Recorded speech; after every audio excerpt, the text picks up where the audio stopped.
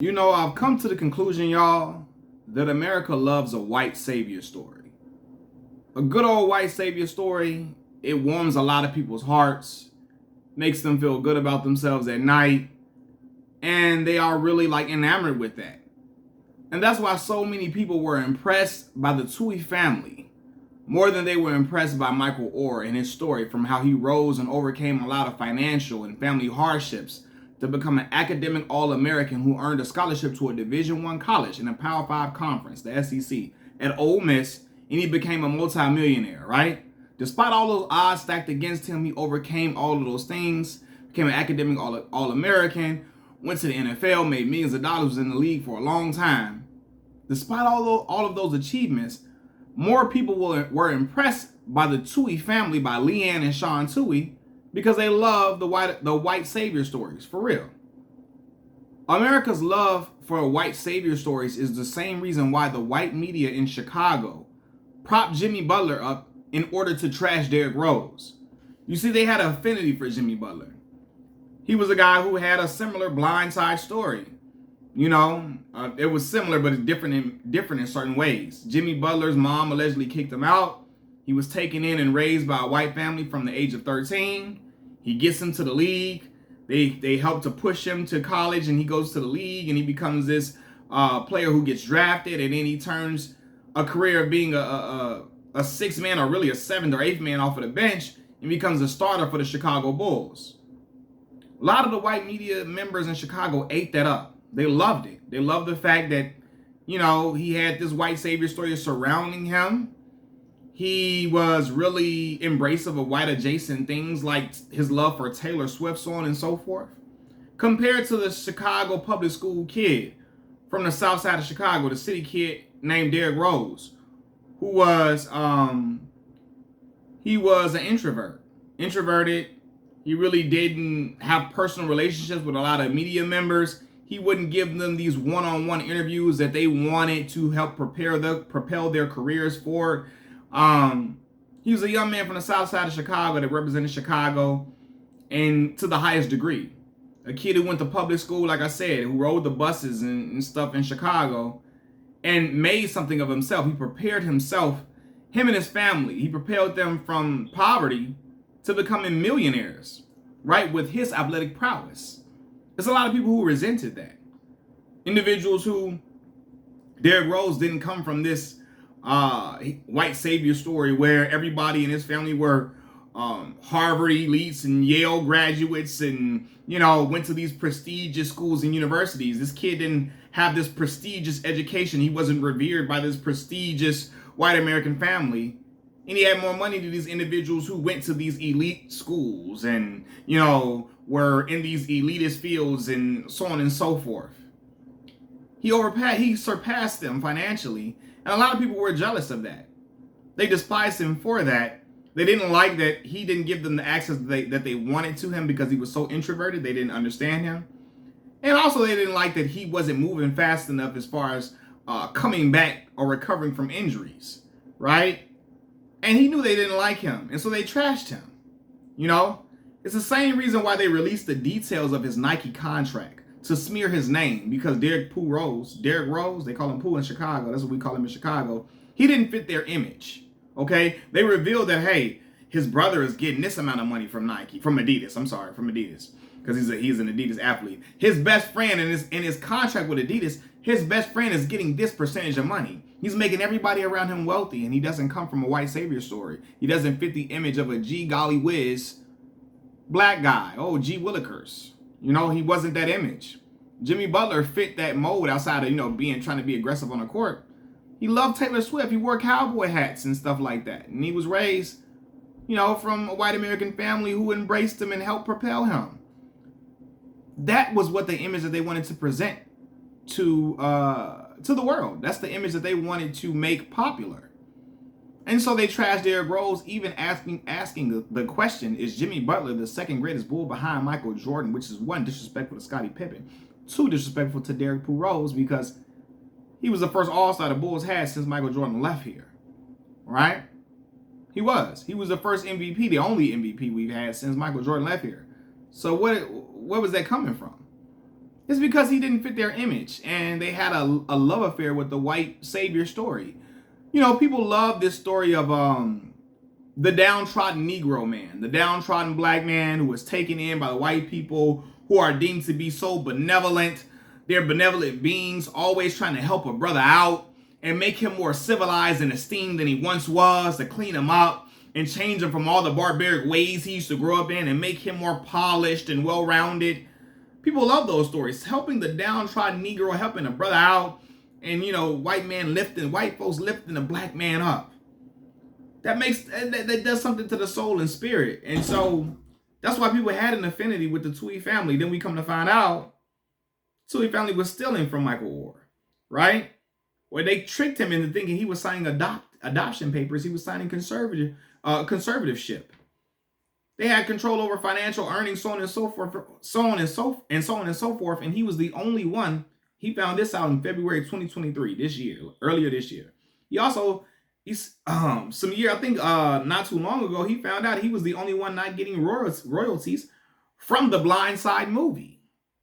Everybody else in the Tui family, the immediate family, was getting royalties except him, and he was the subject of the movie. He was the reason why the movie was even possible. You know? So yeah, man. I said it, when I was younger, I used to think a lot of black conscious folks was tripping when they said things like that. I thought they was just being too harsh, or they was just being too far off, and so on and so forth. But then you see it, right? Just look at the movie Green Book. Don Shirley, this esteemed, polished, well-dressed black man who's a pianist, who is extremely educated, so on and so forth. He meets this white Italian guy, and he helps to ingratiate Don Shirley into being a black man, right? He teaches him about eating chicken, fried chicken. Don Shirley holding chicken like it's an instrument, it's a foreign object he's never seen in his life, and he's never ate fried chicken. Just telling all type of lies and falsifying things to make it look like, oh, the white man had to come and help him be ingratiated with his people. He's teaching Don Shirley about black musical artists and so on and so forth. And like, what the hell? Like, it almost seemed like he was trying to teach Don Shirley how to be black. Everybody loved it. Oh my God. He was racist at the beginning of the movie. And then as soon as he gets in the movie, he's not a bigot in any type of way at all immediately. Right? Don Shirley is super more standoffish to him and rude to him. And he's just, oh my God, love, peace, and chicken grease. And it's all love, love, love. I want to show you how to eat fried chicken. I want to show you how to be a black man. I want to show you and polish you up and show you how to be ingratiated amongst your own people. What the fuck? How?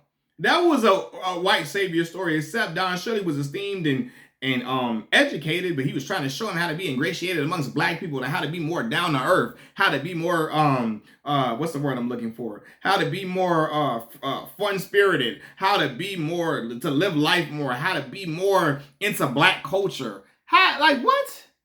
The white man in the movie was introducing him to black culture and so on and so forth. It was just crazy. And it was weird. That's another type of white savior story. Same way we had what movie I was talking about? I remember I brought up, and I said it in my previous video, when I watched The Walking Dead, when Morgan, when the show first started, Morgan had lost his wife. She had turned into a zombie. She turned. And then his wife, Dwayne, was with him. I mean, that's not his wife. His son, Dwayne, was with him, right?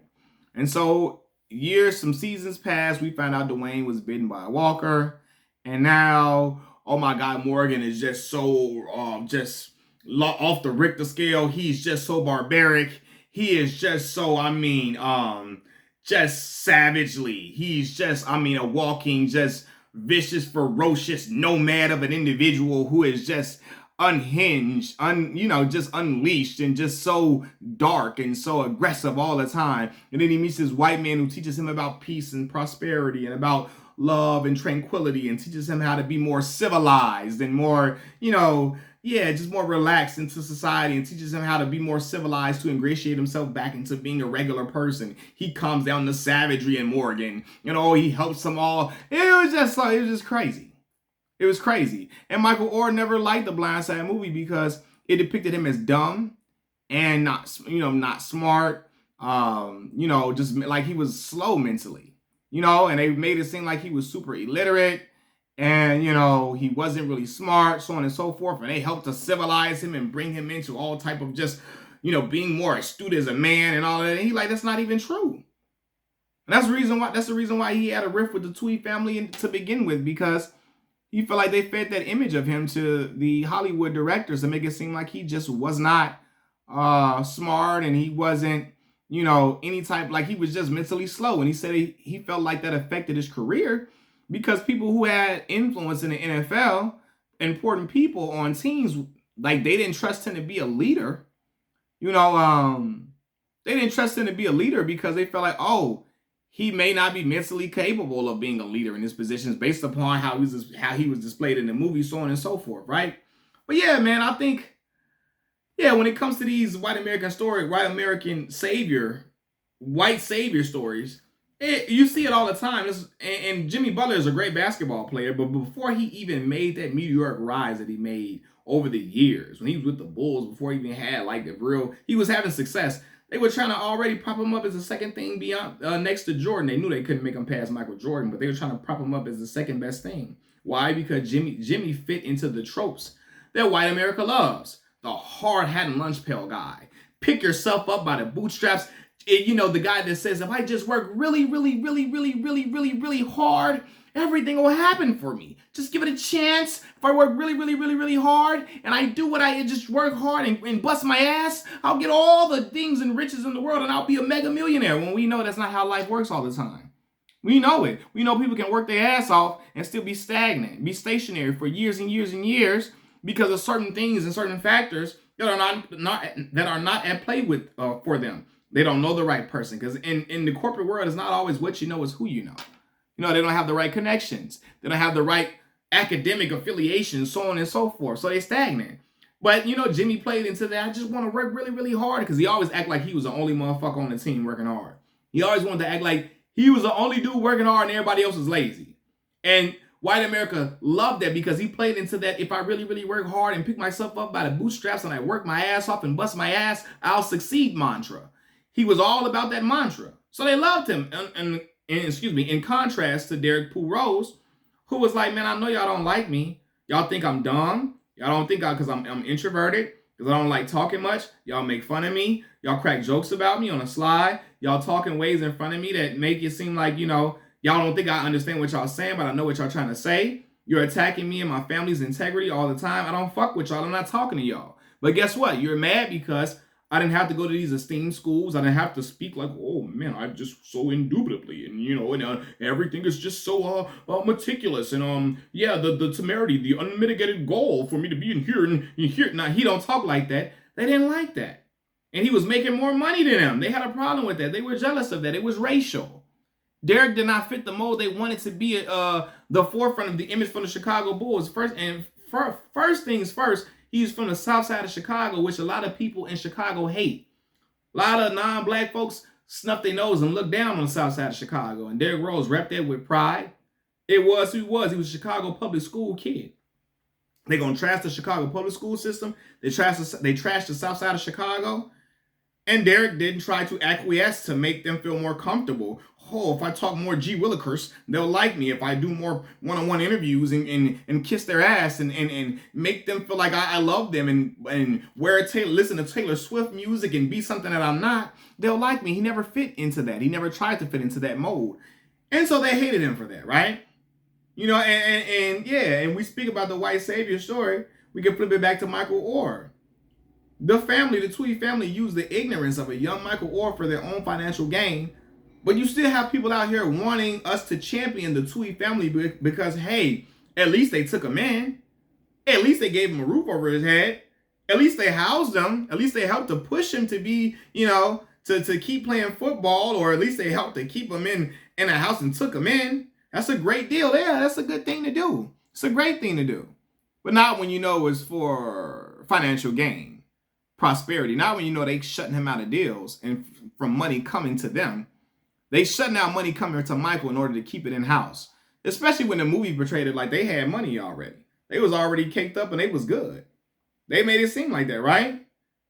And so if that's the case, if you're doing something out of the kindness of your heart because you love God and you're just so Jesus-fearing and you're just so, I love God, I love Jesus so much, then you would do that out of the kindness of your heart rather than trying to get financial gain out of getting a brother in your house and then tricking and manipulating him into making it seem like you are adopting him when you have it's a conservatorship and you have rights over his financial earnings. That's shiesty. That's low. You know, that's low. Especially when you try to make it seem like y'all gonna be family now when it's not really no familial ties through those documents. It's just really a conservatorship, financial ties. You know, that's wrong. And yeah, despite them taking him in, like, listen, just because you take somebody in does not mean they should be allowed to that you should be allowed to scam and manipulate them. You know, and you shouldn't be able to scam into and manipulate them into stealing money to make yourselves wealthy. That's not right.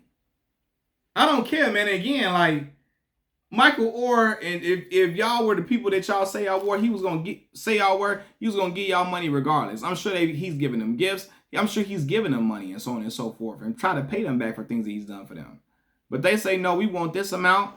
They took him in solely for financial gain. I guarantee you, they wouldn't have taken in a 5'6", 130-pound kid, a 130-pound black kid into their house because visibly he had no financial prosperity attached to him, no future potential financial earnings attached to him athletically, like they could see with Michael Oher. They saw a big 6 foot, whatever it was, 6'4", 6'5" black man that could be an offensive lineman.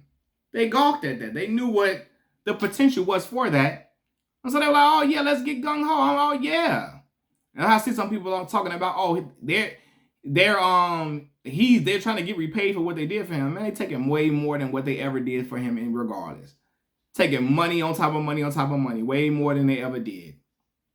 Okay? And the only reason they did it wasn't out of the kindness of their heart, was because they wanted to get paid and get wealthy and make themselves look like they were just, you know, the saviors to be, oh, save the downtrodden Negro and just cover them. Oh my God, Jesus, this black man needs a hug. Give me a hug. Oh my God. You know, they wouldn't have taken in a 5'6", 130-pound kid, black kid. They wouldn't have did that to no 130-pound, 5'5" black kid at all. Because there's no potential athletic achievement attached to that a kid in that body, a black kid in that body. So yeah, man, America loves a white savior story. And that's why people were more intrigued with the Toohey family. It always, like, they were enamored with the Toohey family like they were celebrities, and Mike was just, you know, the guy on the side. And even at times, Cassandra Bullock played Leanne Toohey, the family felt like the main characters and Mike was a supporting role at certain times. And it was really his story in the movie. So it was already shaping it up. Or the narrative was being shaped that they were the stars of the movie. They were the true heroes. And Michael was just a byproduct of their heroism. That's all it was being molded like they were the heroes and he was just a byproduct of them being great American heroes and them being the white saviors to save the downtrodden Negro. And hey, look at him, he's doing well. But it was all because of the Toohey. The Toohey family are the real heroes here now. Not Michael, who became academically great in college, who was this outstanding athlete, who earned All-American honors at Ole Miss, and then went on to the league to get drafted. It was Michael Oher, first round draft pick. Let me see. Let's see. Michael Oher. Let's see. Yeah, it's first round draft pick, 23rd pick, right? First round draft pick, lasted in the league from 2009 to 2016. Was a Super Bowl champion and all of that, right? And yeah, man, you had Mike wasn't a hero to them. There was the Toohey family. After all the odds that were stacked against him, he overcame all of that, and the Toohey family was the heroes. Mike was just the byproduct, and the people and the guy on the side. Hey, all right, Mike, cool. Hey, good to meet you. Where the Toohey family at now? Where they at? Day to day, yeah. Then so yeah, man. So it's kind of crazy, but yeah, like I said, America loves a white savior story. Machiavelli Mills TV. I'm out. Peace.